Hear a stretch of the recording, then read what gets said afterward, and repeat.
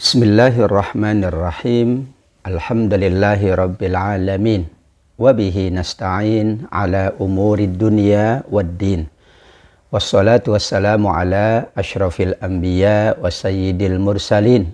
Nabiyyina wa maulana Muhammadin. Wa ala alihi wa ashabihi wa man tabi'ahu ila yaumiddin. La hawla wa la quwata illa billahil aliyyil azim. Subhanaka la ilma lana illa ma'allamtana innaka antal alimul hakim. Amma ba'du. Alhamdulillah, selalu kita bersyukur kehadirat Allah subhanahu wa ta'ala. Bersyukur atas karunia nikmatnya, bersyukur atas karunia kemudahannya dan taufiknya. Taufik untuk beribadah, taufik untuk beramal soleh. Mudah-mudahan semua amal ibadah kita menjadi catatan-catatan yang akan semakin membaikkan kehidupan dunia kita, semakin pula memuliakan kehidupan akhirat kita semua. Amin ya rabbal alamin. Salawat dan salam kita sampaikan kepada baginda Nabi Muhammad sallallahu alaihi wasallam. Panutan kita semua, teladan kita semua, uswah hasanah dalam seluruh aspek kehidupan. Mudah-mudahan dengan cinta kita kepada Nabi, dengan kita terus-menerus mengikuti dan mengamalkan tuntunannya, kita semua mendapatkan syafaat di yaumil qiyamah kelak. Amin ya rabbal alamin. Majelis tafsir pada hari ini membahas surat As-Sajdah dari ayat 25 sampai dengan akhir surat ayat 30. Kemudian kita lanjutkan dengan surat Al-Ahzab dari ayat pertama sampai dengan ayat 14. Surat As-Sajdah ayat 25 merupakan penegasan Allah tentang hakikat hari kiamat yang disebut dengan Yaumul Fasli, hari keputusan, hari penentuan. Masing-masing akan diputuskan oleh Allah keadaannya, bagaimananya. Apakah ia layak mendapatkan kemuliaan-kemuliaan atau justru mendapatkan kehinaan-kehinaan di dalam azab Allah subhanahu wa ta'ala. Inna rabbaka huwa yafsilu bainahum yaumal qiyamah. Sungguh Tuhanmu, Rabbmu adalah yang memberikan keputusan di hari kiamat tentang apa saja yang mereka perselisihkan. Manakala mereka memperselisihkan urusan dunia, keputusannya nanti di yaumil qiyamah. Manakala mereka memperselisihkan tentang urusan harta, tentang urusan keluarga, tentang urusan apapun, nanti akan diputuskan dengan keputusan yang tepat, keputusan yang paling adil di sisi Allah subhanahu wa ta'ala. Inilah penegasan. Inilah pula yang akan terjadi pada hari kiamat. Karenanya hari kiamat disebut pula dengan Yaumul Fasli, hari keputusan dan hari penentuan. Masing-masing akan diberikan balasan sesuai dengan amal perbuatannya. Ayat 26 dan ayat 27 adalah perintah Allah kepada seluruh umat manusia agar mereka selalu mencari petunjuk Allah melalui apa yang Allah anugerahkan dalam kehidupan ini. Perintah juga agar kita selalu mencermati, menyaksikan, mentadaburi, merenungkan, menghayati semua ciptaan-ciptaan Allah. Karena dari penghayatan, dari perenungan, dari kita mentadaburi ayat-ayat Allah, baik yang ada di dalam Al-Quran maupun yang ada di semesta ini, kita akan banyak mendapatkan petunjuk akan kebesaran dan keagungan Allah. Awalam yahdilahum kam ahlakna min qablihim minal qurun yamshuna fi masakinihim. Diawali dengan ayat 26, apakah mereka tidak mendapatkan petunjuk dari Allah? Dari apa yang Allah ceritakan. Umat-umat terdahulu yang dibinasakan oleh Allah. Bahkan manusia berjalan di tempat kediaman mereka. Beberapa tempat yang dahulu Allah pernah binasakan. Sekarang manusia tinggal di atas bumi tersebut. Dan ini menjadi pelajaran. Dahulu tempat tersebut adalah tempat yang pernah Allah binasakan. Kemudian Allah hidupkan kembali, Allah ganti dengan manusia yang lain, Allah anugerahkan kenikmatan, Allah anugerahkan rahmatnya. Tempat itu menjadi saksi sejarah agar kita mengambil pelajaran dari umat-umat terdahulu. Pelajaran kebaikan. Tentunya kebaikan-kebaikan mereka kita pula ikuti dan kita teladani. Namun keburukan-keburukan mereka tentu kita tinggalkan. Itulah makna dari ayat 26.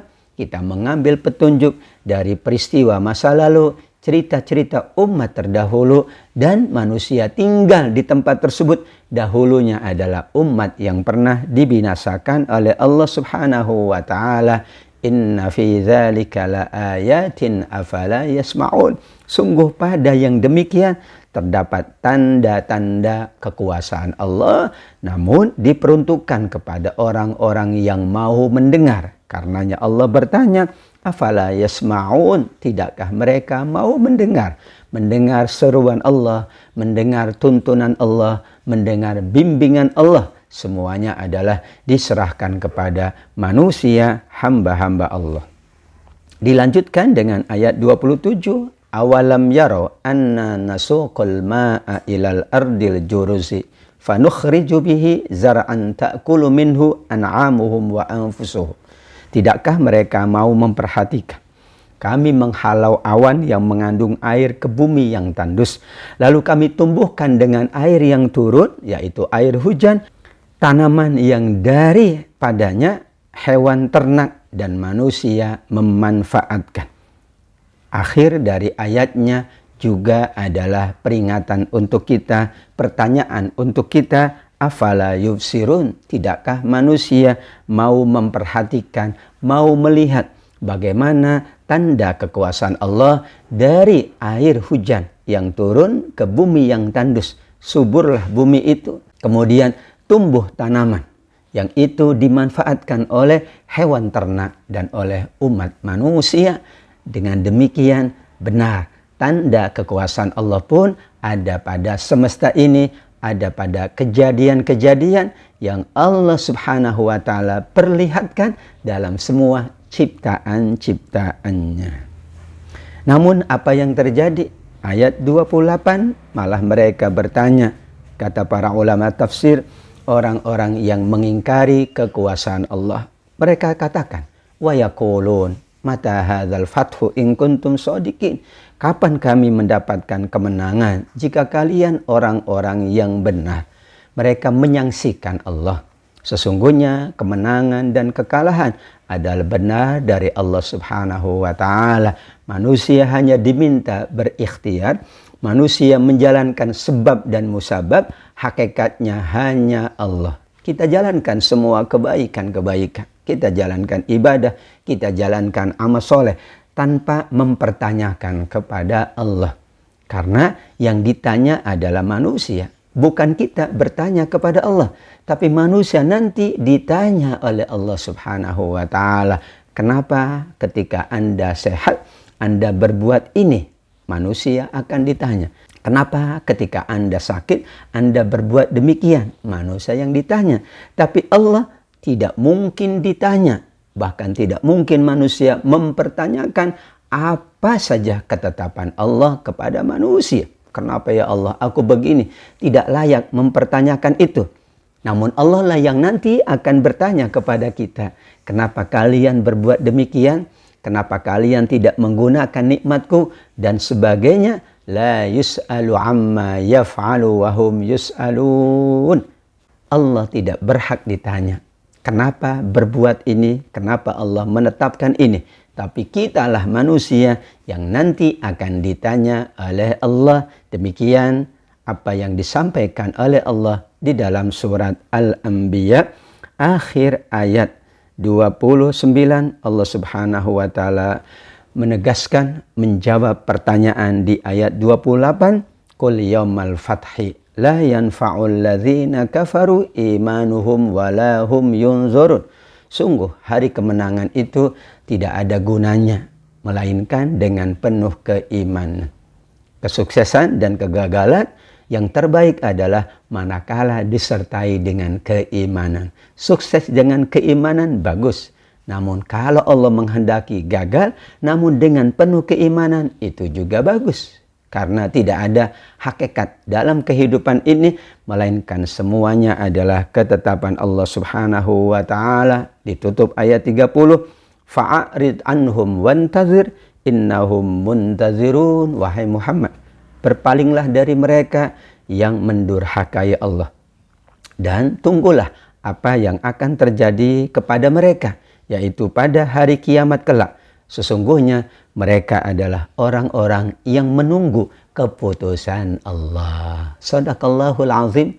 Berakhir tafsir dari surat As-Sajdah, yaitu di ayat 30. Kita masuk kepada tafsir surat Al-Ahzab.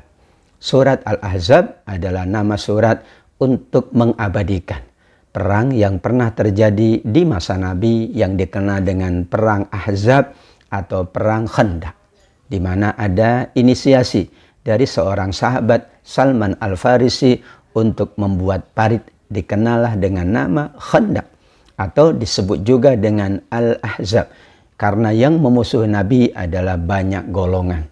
Di antaranya kata para ulama tafsir ada orang-orang musyrik Mekah. Ada pula Bani Ghatafan, ada juga Yahudi Bani Quraidah. Mereka bersepakat untuk memerangi Nabi dan para sahabatnya di Madinah, karena Khandaq adalah berada di kota Madinah Al-Munawwarah. Perang ini adalah perang yang cukup berat karena dihadapi atau karena berhadapan dengan jumlah yang sangat besar. Namun diingatkan dengan surat sebelumnya As-Sajdah, inilah korelasi. Di akhir suratnya Allah menyebutkan bahwa kemenangan adalah merupakan hak mutlak Allah. Manusia menjalankan ikhtiar saja. Korelasi dengan surat As-Sajdah ayat terakhirnya, bagaimana kita meyakini semuanya adalah ketetapan Allah, maka perang Ahzab pun demikian. Manakala Allah menghendaki kemenangan, terjadilah kemenangan. Namun manakala Allah menguji kesabaran, maka terjadi apa yang tidak diinginkan oleh manusia, tetapi itu baik sesungguhnya bagi manusia. Wa asa an takrahu syai'an wa huwa khairul lakum. Wa asa an tuhibbu syai'an wa huwa syarrul lakum. Wallahu ya'lamu wa antum la ta'lamun. Surat Al-Baqarah 216. Bisa jadi kalian membenci sesuatu padahal itu baik bagi kalian. Atau sebaliknya, kalian menyukai sesuatu padahal itu buruk bagi kalian. Karena Allah lah yang maha tahu, sedangkan manusia tidak tahu apa yang baik untuk dirinya. Manusia sendiri tidak tahu apa yang terbaik untuk dirinya. Karenanya Allah tuntun, karenanya Allah bimbing, karenanya Allah berikan petunjuk. Ini yang terbaik untuk manusia di dunia, ini yang terbaik untuk manusia di akhirat. Awal surat Al-Ahzab adalah perintah Allah kepada Nabi sallallahu alaihi wasallam. Ya ayyuhan nabiyyu ittaqillah wa la tuti'il kafirin wal munafikin. Kemudian ayat keduanya, wattabi' ma yuha ilaika mir rabbik. Ada 3 perintah kepada Nabi sallallahu alaihi wasallam. Selalu bertakwa kepada Allah, tidak mentaati orang-orang kafirin dan munafikin, serta hanya mengikuti apa yang diwahyukan oleh Allah Subhanahu wa ta'ala. Kedua, ayat ini ditujukan kepada Nabi dengan bahasa ya ayyuhan nabi, wahai Nabi. Syekh As-Sa'di mengatakan inilah maqam, inilah kedudukan yang tinggi untuk Nabi. Allah berkenan memanggilnya dengan ungkapan ya ayyuhan nabi, wahai nabiku, wahai utusanku, wahai yang aku pilih. Di berbagai ayat juga disebutkan ya ayyuhar rasul, wahai rasulku, wahai utusanku. Inilah penghargaan Allah kepada Nabi. Bagaimana Nabi adalah merupakan pilihan Allah, utusan Allah, maka Allah mengingatkan kedudukan Nabi yang sangat mulia tersebut.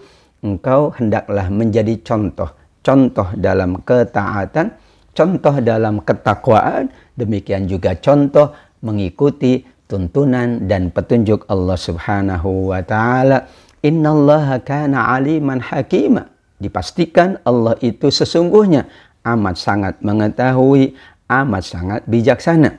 Demikian juga ayat kedua diakhiri dengan sifat Allah Subhanahu wa taala, innallaha kana bima ta'maluna khabira. Sungguh Allah Maha mengetahui semua yang kalian kerjakan. Apakah kalian bertakwa kepada Allah atau tidak? Allah Maha mengetahui, Allah Maha bijaksana. Apakah kalian mengikuti tuntunan Allah atau kalian tidak mengikuti tuntunan Allah? Allah Maha mengetahui, Allah pula Maha bijaksana. Begitulah awal surat Al-Ahzab, perintah kepada Nabi SAW untuk selalu bertakwa kepada Allah, menghindari orang-orang yang durhaka kepada Allah, dan juga mengikuti tuntunan Allah, petunjuk Allah Subhanahu wa taala. Kaidah di dalam ilmu Al-Quran, meskipun ayatnya ditujukan kepada Nabi, bahkan dengan ungkapan dan gelar yang khusus, ya ayyuhan nabi, wahai nabi, yaitu Nabi Muhammad sallallahu alaihi wasallam, ya ayyuhar rasul, wahai rasul, yaitu Rasul Muhammad sallallahu alaihi wasallam. Namun perintah untuk Nabi adalah perintah untuk umatnya, manakala tidak ada takhsis, tidak ada pengkhususan untuk Nabi. Dan dua ayat ini adalah tidak ada pengkhususan, sehingga berlaku umum. Siapapun diperintah oleh Allah untuk bertakwa, untuk taat kepada Allah dan mengikuti tuntunan Allah. Namun bagi umatnya ditambah, yaitu mengikuti tuntunan Nabi. Karena Nabi mengikuti tuntunan Allah, kita umatnya mengikuti tuntunan Allah, mengikuti pula tuntunan Nabiullah Muhammad sallallahu alaihi wasallam. Ayat yang ketiga berbicara tentang perintah berikutnya kepada Nabi sallallahu alaihi wasallam, berarti perintah juga kepada kita manakala menghadapi apapun, menghadapi ujian, menghadapi berbagai hal dalam kehidupan ini. Wa tawakkal 'alallah, bertawakallah kepada Allah, bersandarlah kepada Allah, bergantunglah kepada Allah. Yakinlah dengan maha kuasa Allah, yakinlah dengan maha kuatnya Allah, yakinlah dengan maha segala-galanya. Kenapa kita bersandar kepada Allah? Karena Allah maha segala-galanya. Kenapa kita bergantung kepada Allah? Karena Allah maha segala-galanya. Dan Allah akhiri ayat yang ketiga, wa kafa billahi wakila. Cukuplah Allah sebagai pemelihara, penanggung jawab, yang memberikan semua yang dibutuhkan. Allah wakiluna, Allah lah kafiluna, yang memberikan segala-galanya untuk kita. Maka ketika kita bertawakal kepada Allah, berarti kita menjadikan Allah sebagai wakil, sebagai kafil, sebagai pemelihara, sebagai yang bertanggung jawab, dan kita serahkan kepada yang maha segala-galanya. Maka segala dan semua yang kita inginkan akan dipenuhi oleh Allah Subhanahu wa taala. Hakikat tawakal adalah kita bergantung kepada Allah tetapi tidak menafikan ikhtiar. Yang terbaik justru tawakal itu adalah ikhtiar yang sungguh-sungguh ditambah dengan doa dan munajat serta ibadah yang sungguh-sungguh. Secara lahiriah kita berusaha, kita berikhtiar. Secara batiniah kita berdoa, kita beribadah, kita beramal soleh, kita berinfak, kita bersedekah.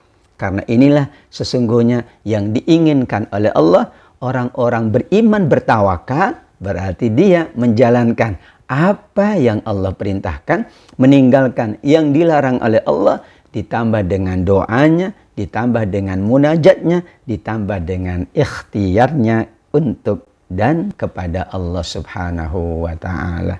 Ditambah dengan ikhtiarnya dengan maksimal agar dipenuhi semua hajatnya oleh Allah Subhanahu wa taala. Ayat keempat adalah merupakan sunnatullah, ketetapan Allah, bahwa manusia itu hanya ada 1 hati. Tidak mungkin manusia memiliki 2 hati. Ma ja'alallah li rajulin min qalbaini fi jawfih. Allah tidak mungkin menjadikan bagi seseorang dua hati di dalam rongganya. Beberapa pandangan ulama tafsir mengatakan bahwa tidak mungkin orang itu menyimpan keimanan namun pada masa yang sama menyimpan keingkaran. Jika ia betul-betul beriman, maka dia tidak akan ingkar kepada Allah. Tidak mungkin juga, kata para ulama tafsir, di dalam hatinya ada iman tetapi ada munafik. Karena itu bertentangan antara iman dengan kemunafikan. Atau difahami juga, tidak mungkin manusia itu menjalankan satu hal pada satu masa dan ia menjalankan hal yang lain pada satu masa. Karena itulah keterbatasan manusia dan itulah ketetapan Allah. Kita menjalankan satu aktivitas dalam satu waktu dan kita menjalankan aktivitas yang lain di waktu yang lain.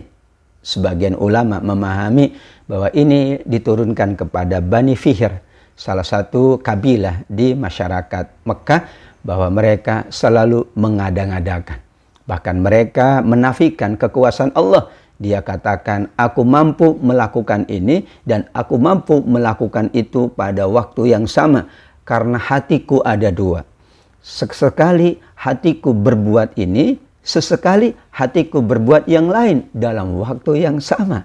Maka inilah jawaban Allah.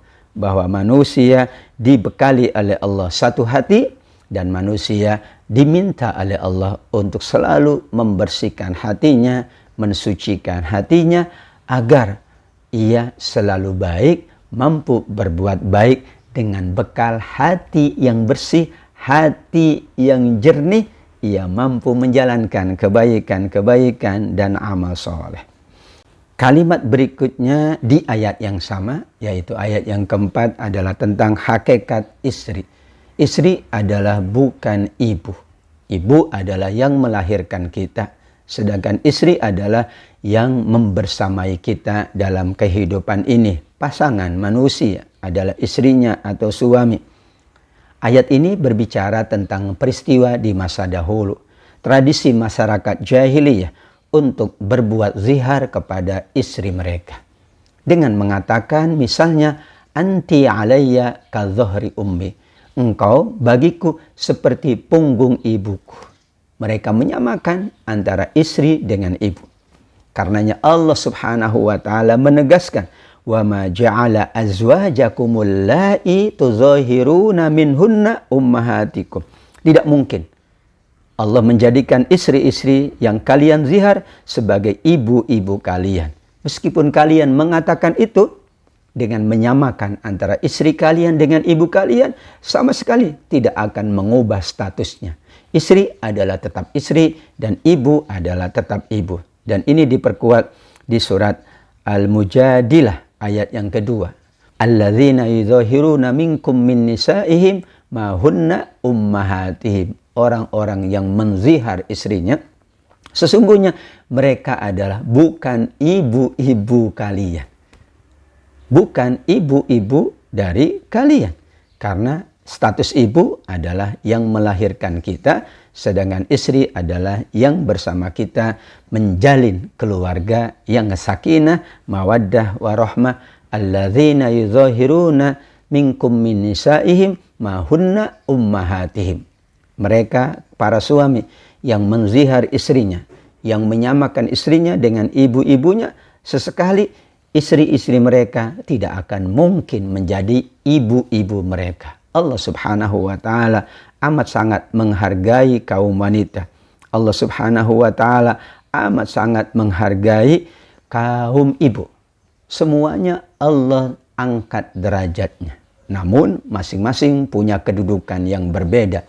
Ibu kita adalah yang melahirkan kita, istri kita adalah yang membersamai kita, membangun mahligai rumah tangga, keluarga yang sakinah, mawaddah, warahmah hingga ke surga.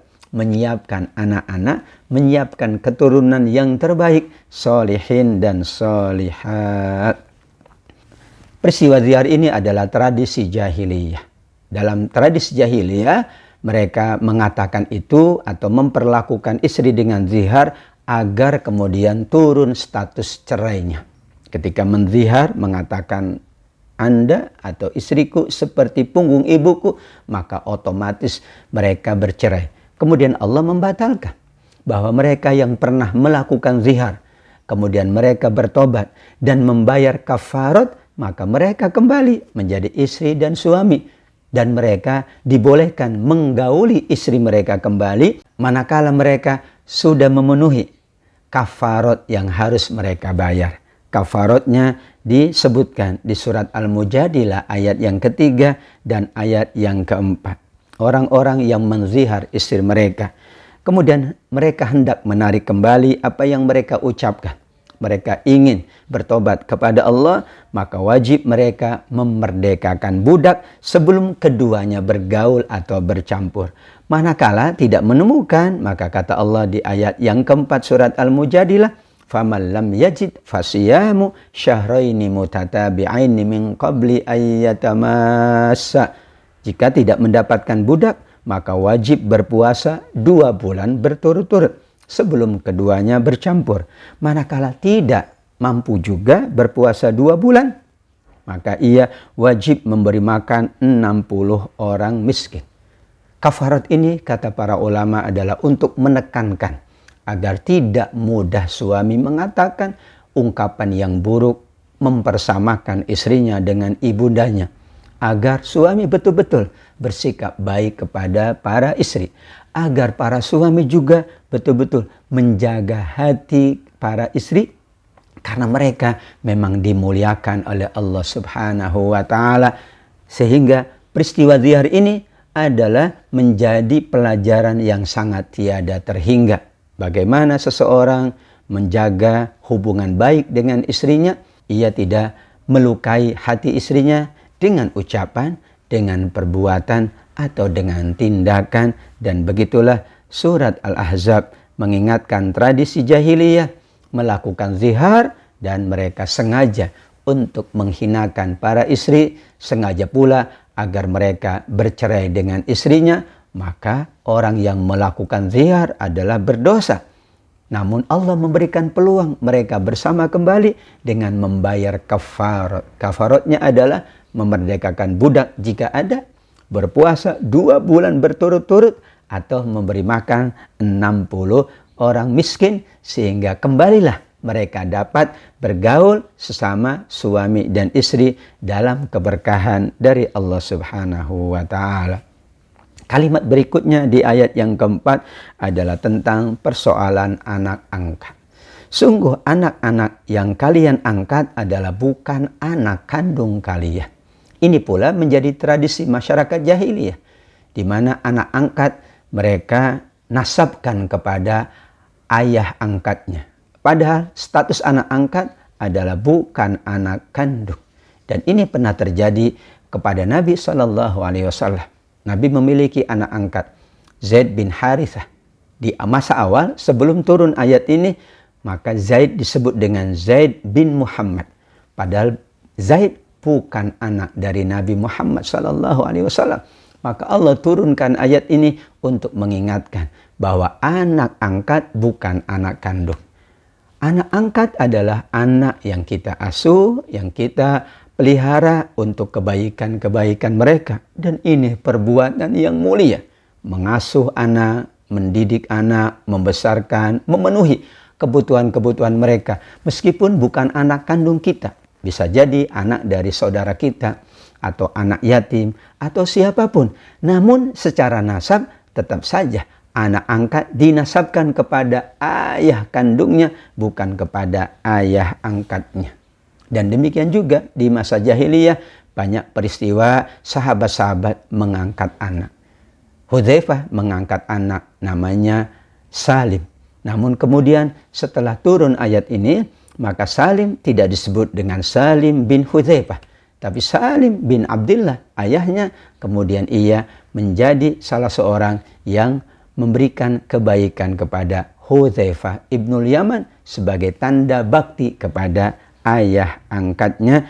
Dan begitulah ketetapan Allah Subhanahu wa Ta'ala, dzalikum qaulukum bi afwahikum.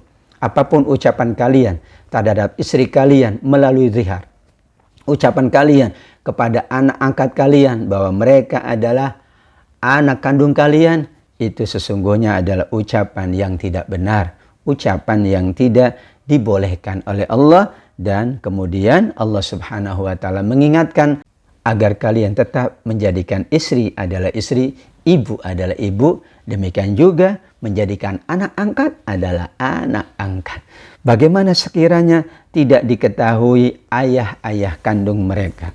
Ud'uhum li abaihim huwa aqsatu 'indallah fa illam ta'lamu aba'ahum fa ikhwanukum fid din wa mawalikum. Panggillah mereka, anak angkat itu, dengan memakai nama bapak-bapak mereka. Tidak boleh dinasabkan kepada ayah angkatnya. Namun jika tidak diketahui, maka Allah katakan, jika kalian tidak mengetahui bapak mereka yang sesungguhnya ayah kandungnya, maka panggillah mereka sebagai saudara-saudara kalian seagama atau maula-maula kalian, yaitu yang melayani kalian, yang membantu kalian.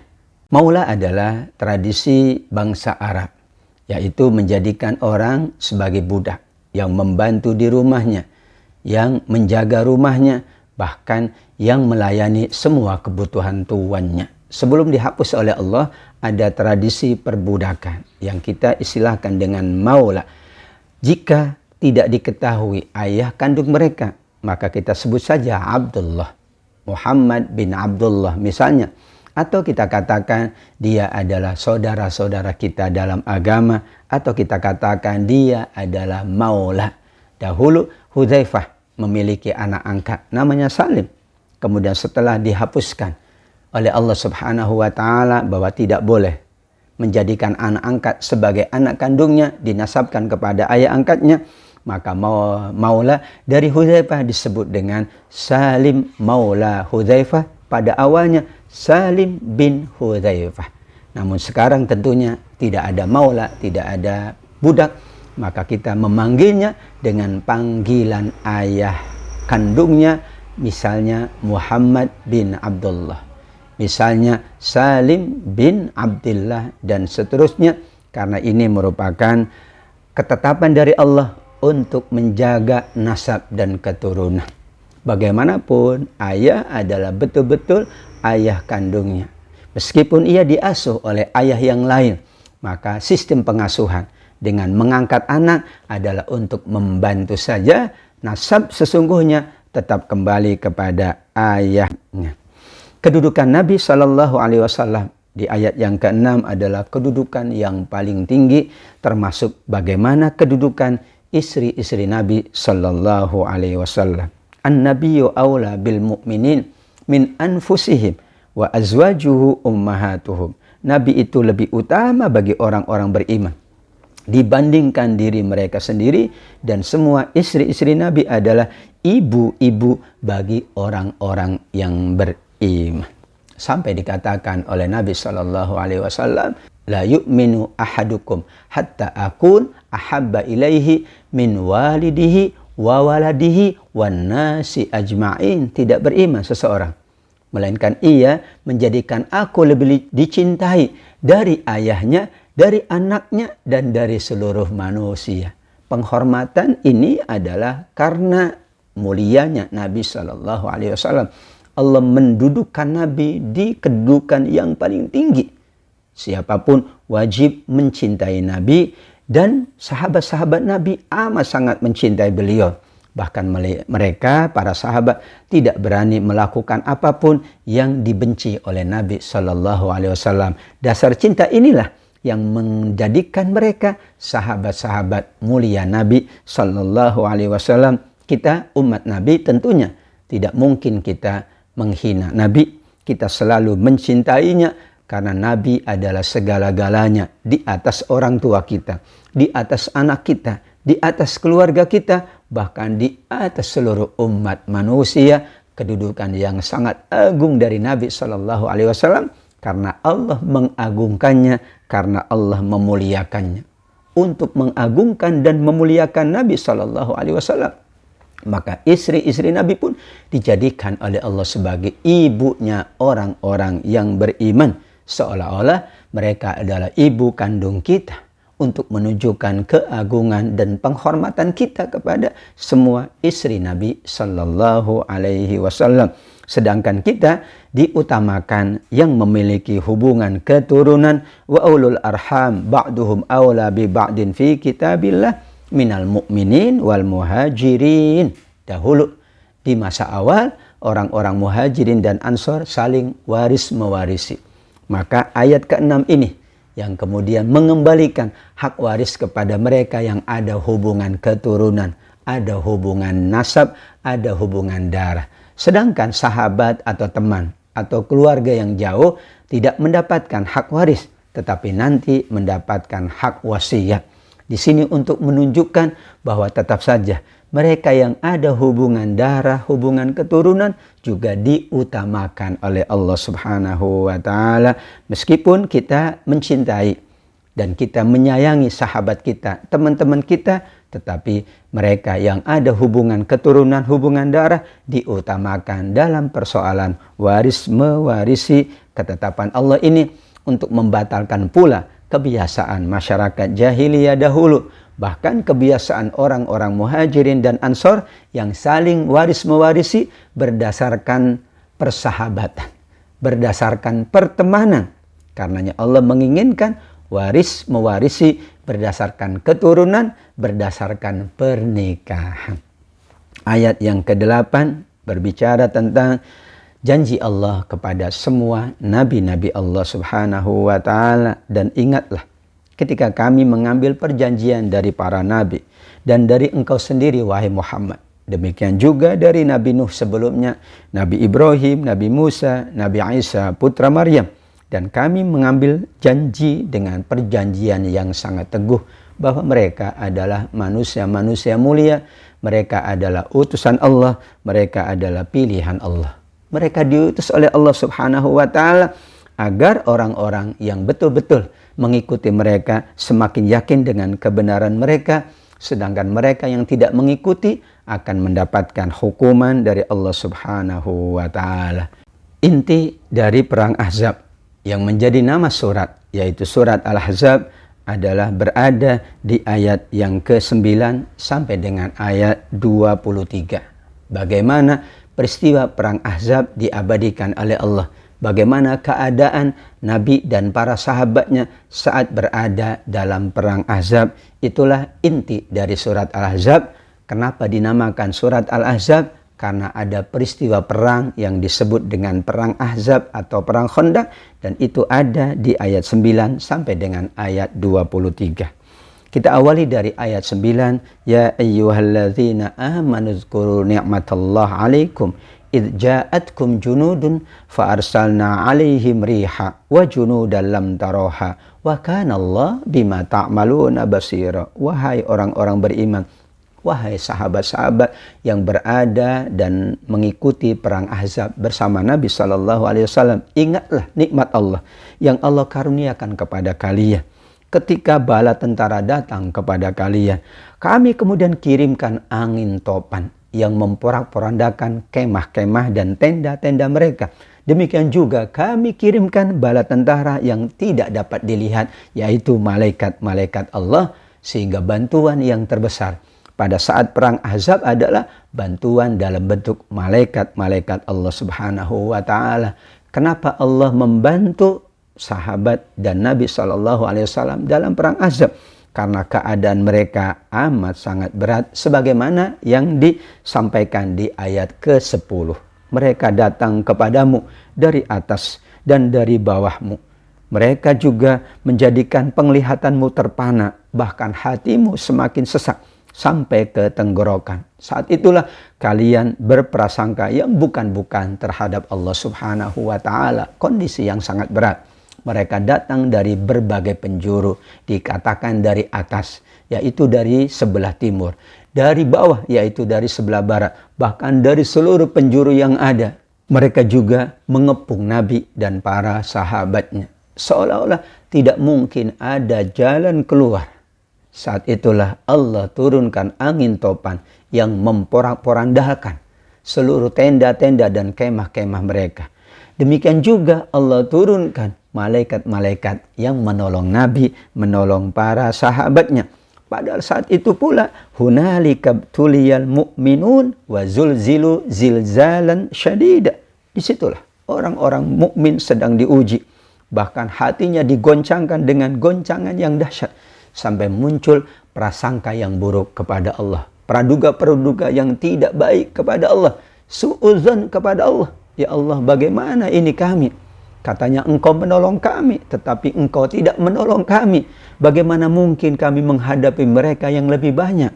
Saat itulah Allah tenangkan Nabi, Allah tenangkan para sahabatnya, Allah turunkan angin topan, dan Allah pula turunkan malaikat-malaikat, dan itulah ketenangan-ketenangan yang dirasakan oleh Nabi dan para sahabatnya.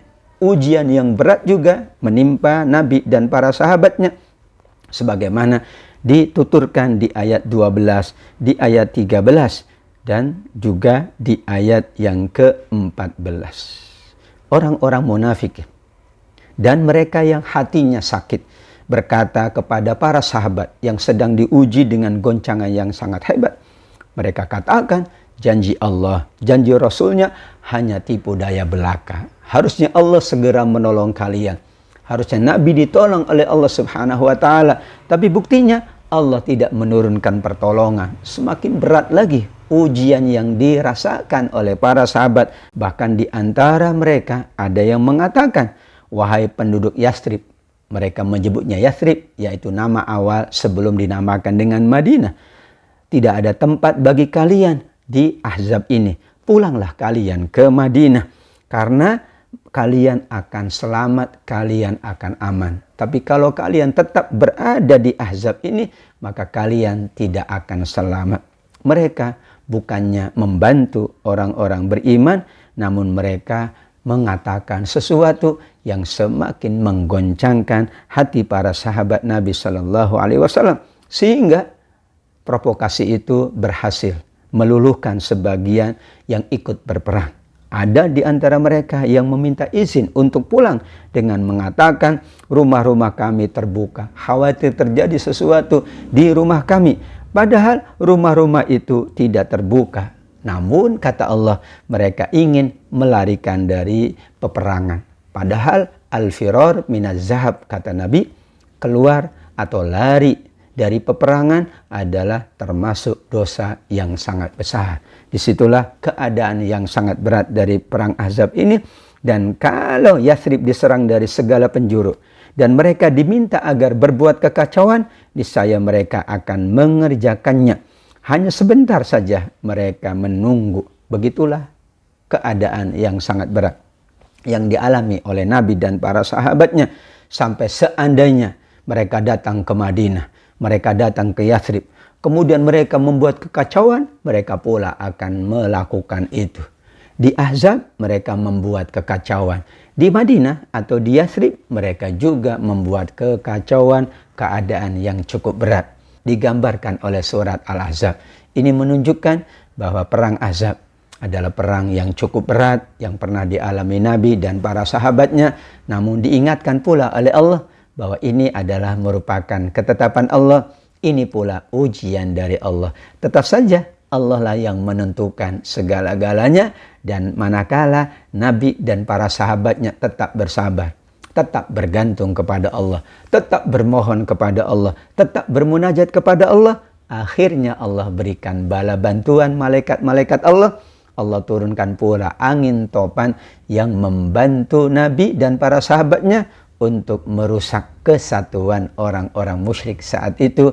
Dan begitulah Allah Subhanahu wa Ta'ala adalah wakil. Hasbunallah wa ni'mal wakil. Cukuplah Allah sebaik-baik yang memelihara, yang memberikan kebaikan kepada kita semuanya. Insya Allah kita akan lanjutkan pada sesi yang akan datang, yaitu dari ayat 15 sampai ayat-ayat berikutnya. Shadaqallahul azim. Terima kasih atas kebersamaan dalam majelis yang mulia ini. Wabil khusus kepada seluruh pengurus Majelis Taklim Al-Kautsar, Ibu Ketua Majelis Taklim Al-Kautsar, semua jamaahnya yang selalu istiqomah mengikuti majelis ini. bahkan semua yang ikut, semua yang insya Allah bersama kami, kita doakan selalu berada dalam sehat walafiat, mendapatkan banyak keberkahan dan kebaikan dari Allah, dicatat amal soleh yang memberatkan timbangan kebaikan di yaumil qiyamah, dan Al-Quran yang kita baca, kita tadaburi, akan memberikan syafaat, pembelaan dan pertolongan di yaumil qiyamah kelak. Amin ya rabbal alamin. Wal afu minkum, wabillahi taufiq wal hidayah. Wassalamualaikum warahmatullahi wabarakatuh.